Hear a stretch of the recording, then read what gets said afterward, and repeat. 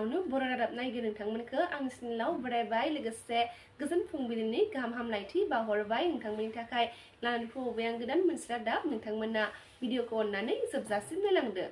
दिनै 2026 मायथाइनि 15 आगस्ट दिनैनि माखासे गोनां खौरांफ्रानो जादों दिनै 15 आगस्ट 80थि भारत उदांस्रि सान।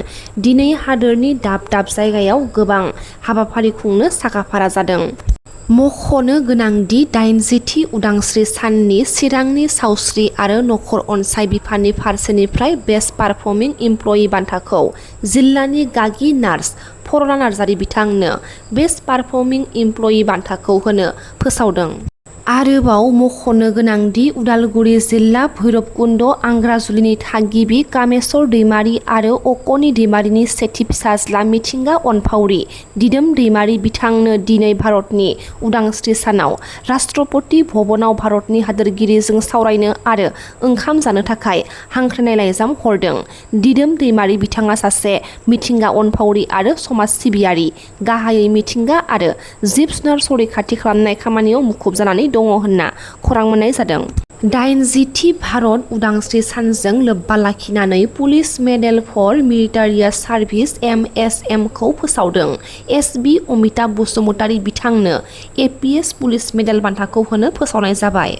भारत उदांस्रि साननि सिगां मैया हाथियार आरो बेरफ्रुग्रा मुवाफोरखौ बोखांनो हादों ढेकियाजुलियाव।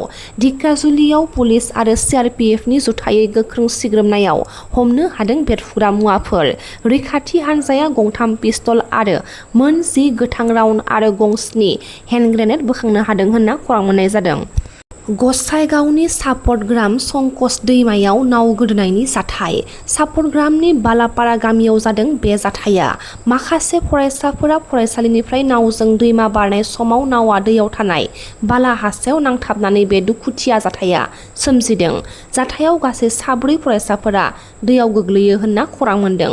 4नि गेजेराव 3खौ रैखा खालामनानै देहा फाहामसालियाव थिसननाय जादों। गुबुन फारसेथिं सासे फरायसुलिखौ दासिमबो मोननाय जायाखै होनना खौरां मोननाय जादों। दैयाव गोमानाय फरायसुलिखौ 9 थाखोआव फरायनाय मुस्कुरा रहमान होननानै सिनायथि होदों। बिजिपि हान्जानि थान्दैखौ जोंनो बर' गामियाव हाबहोग्रोदोंमोन। आं सा ओनसोलफोराव बिजिपिनि जानानै हाद्रि गफंहोदोंमोन, नाथाय दिनै जोंखौनो बिजिपिनि मासिगिरिया सिनाय मोना।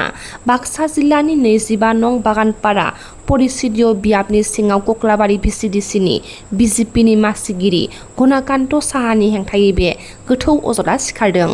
गेलेनाय बिथिङाव बिटिसिनि खुंगिरि हाग्रामा महिलारि बिथाङा राङारि हेफाजाब होदों। गरेस्वरनि आसाम स्टेट क्रिकेट गेलेगिरि करण कुमार बैश्यनो नोगोद 1 लाख रां अनसुंथाइ गथायदों। बिटिसिनि चिफ हाग्रामा महिलारि बिथाङा कास्टम बसुमतारी बिथां आरो प्रहलाद ब्रह्म बिथांमोना लाइमोन हान्जाया गेलेगिरिनि आखायाव गथायदों नोगोद 1 लाख रां।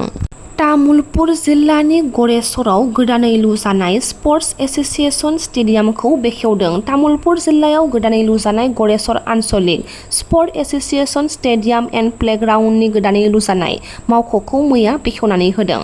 बे जौगाथायनि खामानिखौ एमएलए इउनाइटेड फान्डनि 2022 मायथाइनिफ्राय 2023 मायथाइनि रांखान्थियारि बोसोरनि 1 कौटि रांनि बाजेटजों बेनि लुनायखौ जागायदोंमोन। आबुङै लुखांनायनि उनाव मैया मोनसे हाबाफारिनि गेजेरजों बिटिसिनि मावफुं सोद्रोमा महेश्वर बसुमतारी आरो गरेस्वर बिधान सभानि एमएलए भेक्टर कुमार दासनि नुजाथिनायाव बेखेवनानै होनाय जादों।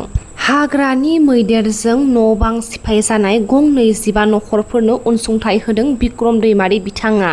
थांनाय माखासे सान सिगां उदालगुरि जिल्लानि भेरगाव ब्लकनि सिङाव थानाय डिमाकुसि आरो आतेरखातायाव हाग्रानि मैदेरा न'-बां सि-जोम सिफायनानै सिलिंखार खालामलांदोंमोन। सिलिंखार खालामजानाय नखरफोरखौ मैया टिसिएलसिसिनि चेयारमेन बिक्रम दैमारि बिथाङा भेरगाव ब्लकनि आफादगिरि खगेन बसुमतारी, भेरगाव जिल्ला बिपिएफनि आफादगिरि कुमुद कछारी आरो भिसिडिसिनि चेयारमेनफोरखौ जथायै लानानै माइरं, दालि, जानाय थाव आरो संख्रि राननानै होदों।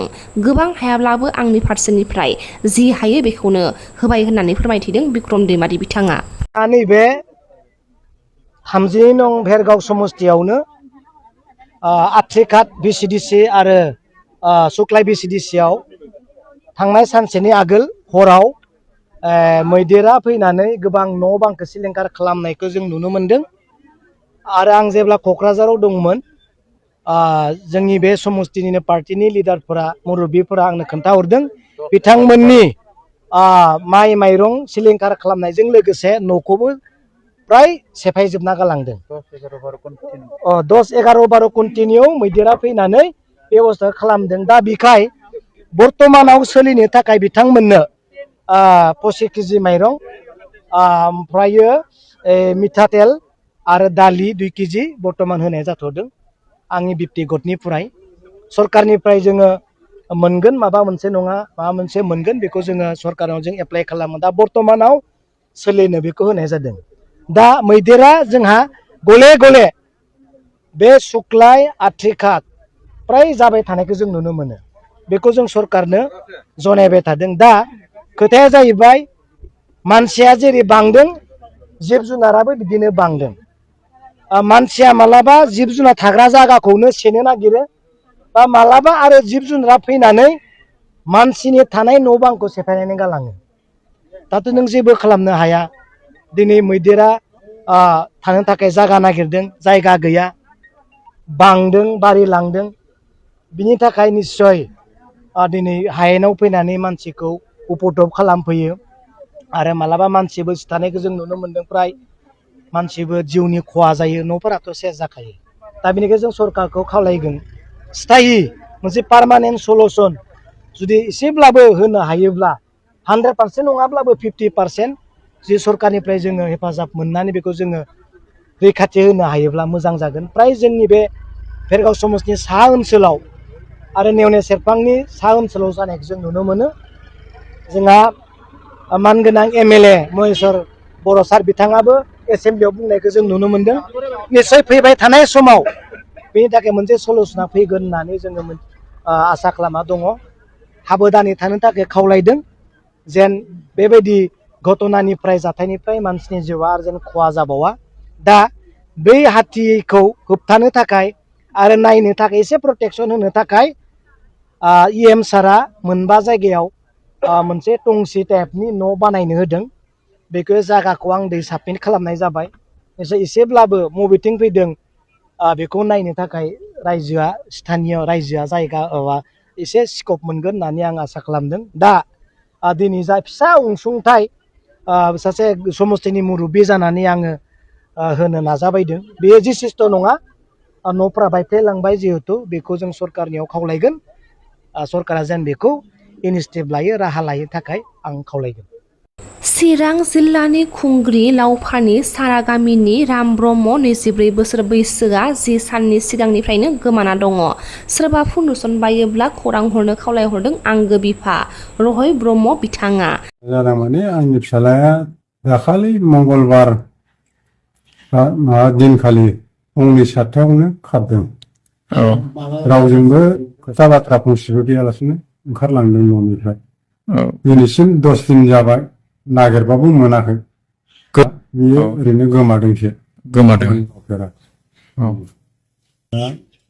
माने मोनोब्ला माने हमनानै दोनथों बा जोंनो खोन्थाहरथों 20 बोसोर जाबाय मानसिया राम ब्रह्म मैया लावफानि सारा चिरां डिस्ट्रिक्टआव ओरै खुंग्रिं